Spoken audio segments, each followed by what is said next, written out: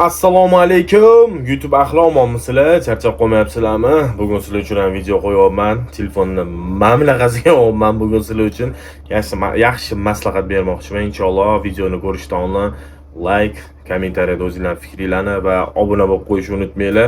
Xudo xolasa YouTube'da ham bu yog'iga endi aktiv bo'lamiz inshaalloh nasib bo'lsa. Sizlarga bermoqchi bo'lgan maslahatim bugun gulinglarni ancha o'ziga keltiradi. Yaxshi dori effekti juda ham zo'r. Balki ko'pchilik buni bilar, bilganlar kommentariyaga yozib ketinglar, bilmaganlar o'rganib oladi. Xo'p, bu yog'i oldi issiq chilla o'rtoqlar. Chillada gullarni hamma ko'chaga olib chiqib qo'yadi, kimdir yozda maza qilsin deb. U issiqdan dimdan mazasi qochib qoldi, yana qayta olib kiryapsizlar. Xullas, maslahat bermayman, hadeb joyini o'zgartirish gullarni. Nima desanglar, klimat qatib o'zgaraversa, baylar sarg'ayib ketadi, qurishni boshlaydi. Keyin manda o'smayapti, sizlarda o'sadi deb nolingizlar o'rtoqlar. Sizlarga ko'rsatmoqchi bo'lgan dorim bu Ashba 101. Rasmga olinglar, screenshot qilib olinglar, rosa zo'r dori. Ishlatganlar biladi. Faqat buni xarid qilayotganinglarda toza rossiyskisini olinglar. Buni boshqa varianti ham bor, effekti uncha yaxshi emas. Bu toza rossiyskisi. Xullas, rossiyskisini topib olinglar o'rtoqlar, sizlarga maslahat beraman, yaxshi effekt beradi.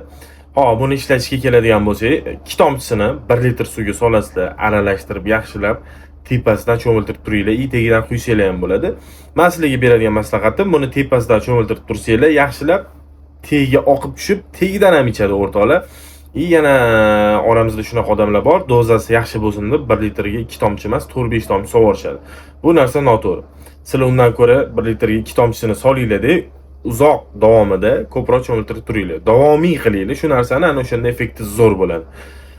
Foydali bo'lgan bo'lsa, like bilan kommentariyangizdan chiqmasin o'rtoqlar, obuna bo'lib qo'yinglar. Yana mana shunaqa maslahatlarni olib turish uchun obuna bo'lsanglar, yo'qotib qo'ymaysizlar mana. Qo'ng'iroqchani ham bosib qo'yinglar. Omon bo'lishga majbursizlar, sog' bo'linglar.